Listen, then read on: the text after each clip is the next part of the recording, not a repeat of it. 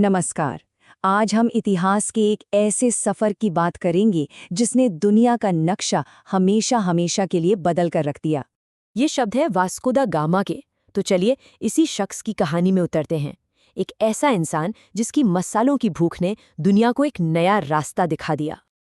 अब इस जबरदस्त सफर को समझने के लिए हमें पहले उस दौर में जाना होगा। जरा सोचिए, 15वीं सदी का यूरोप, सर्द रातें और खाना एकदम फीका बेस्वाद। तो यूरोप को जिस एक जादुई चीज की सख्त जरूरत थी वो थे मसाले।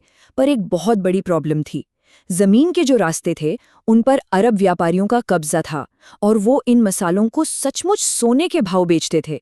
इसी मजबूरी ने पुर्तगाल और स्पेन को एक बिल्कुल नए खतरनाक रास्ते के बारे में सोचने पर मजबूर किया, और वो रास्ता था समुद्र का। आज के जमाने में शायद हम सोच भी नहीं सकते, पर उस वक्त समुद्र का मतलब था मौत का दूसरा नाम। लोगों को लगता था कि वो राक्षसों से भरा है, कि दुनिया के किनारे पर एक ऐसी खाई है जिसमें कोई गिरा तो बस गया। इससे पहले एक और एक्सप्लोरर बार्थोलोम्यू डियाज ने कोशिश भी की थी, पर वो नाकाम रहा। अफ्रीका के पास समुंदर के भयानक तूफानों ने उसे वापस लौटने पर मजबूर कर दिया, और उसकी इस नाकामी ने लोगों के डर को और पक्का कर दिया कि ये रास्ता तो नामुमकिन है। लेकिन फिर 10 साल बाद सीन में एंट्री होती है एक बिल्कुल अलग किस्म के इंसान की। एक जिद्दी, जुनूनी नाविक, नाम था वास्को द गामा, और उसने पुर्तगाल के राजा से एक ऐसा वादा किया जिसे सुनकर सब हैरान रह गए। और फिर वो दिन आया, 8 जुलाई 1497, जब द गामा का जहाजी बेड़ा निकला तो कोई जश्न नहीं था, कोई तालियां नहीं थी, बस रोने की आवाजें थी। ऐसा लग रहा था मानो उन नाविकों को मौत के मुंह में भेजा जा रहा हो। और बंदरगाह छोड़ते ही ये सफर एक भयानक सपने में बदल गया।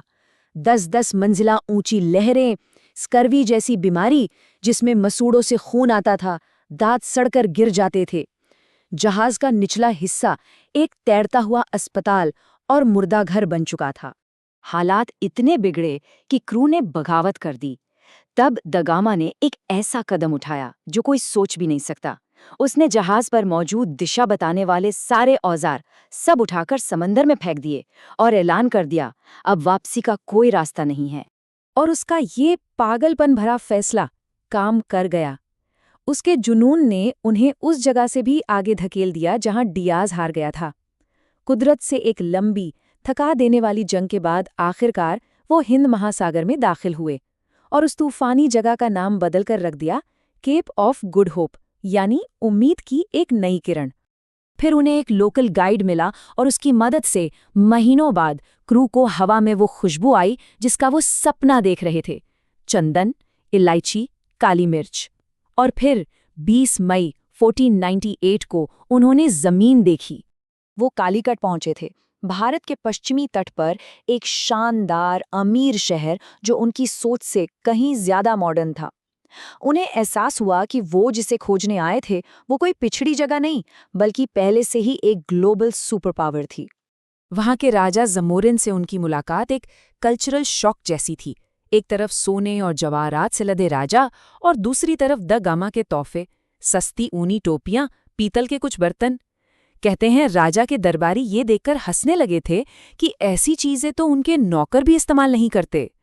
खैर, इस अजीब सी मीटिंग के बावजूद जमोरिन ने मेहमान नवाजी का भारतीय रिवाज निभाया और द गामा को व्यापार करने की इजाजत दे दी।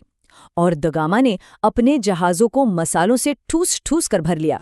अब आता है सबसे दिलचस्प हिस्सा। जब वो पुर्तगाल वापस पहुंचा तो पता है इस एक जानलेवा सफर से कितना मुनाफा हुआ? शुरुआती लागत का 64 गुना। बस ये एक नंबर पूरे यूरोप में आग की तरह फैल गया। स्पेन, फ्रांस, हॉलैंड, ब्रिटेन, हर बड़े देश में भारत पहुंचने की होड़ लग गई। असल में द गामा ने सिर्फ एक समुद्री रास्ता नहीं खोला था, उसने लालच का एक पेंडोरा बॉक्स खोल दिया था। और द गामा का खोला हुआ ये रास्ता बहुत जल्द यूरोपीय जुल्म और साम्राज्यवाद का हाईवे बन गया। वही पुर्तगाली जिनका मेहमानों की तरह स्वागत हुआ था, अब तो तोपों के साथ वापस आए। कहानी जो मसालों की खोज से शुरू हुई थी, वो अब सोने की चिड़िया के शिकार में बदल चुकी थी। यहीं से उस लंबे काले दौर की शुरुआत हुई जिसे हम औपनिवेशिक शासन कहते हैं, जिसने भारत की दौलत को निचोड़ कर रख दिया। और ये जो टाइमलाइन है, ये हमें पूरी तस्वीर दिखाती है। 1498 में जो कहानी शुरू हुई थी, उसका अगला अहम मोड़ सीधे 1947 में आया। तो वास्को द गामा ने जमीन तक पहुंचने का एक समुद्री रास्ता जरूर खोजा था, लेकिन दुनिया ने भारत की असली अटूट आत्मा को तब पहचाना जब उसने गुलामी की बेड़ियों को तोड़कर फेंक दिया।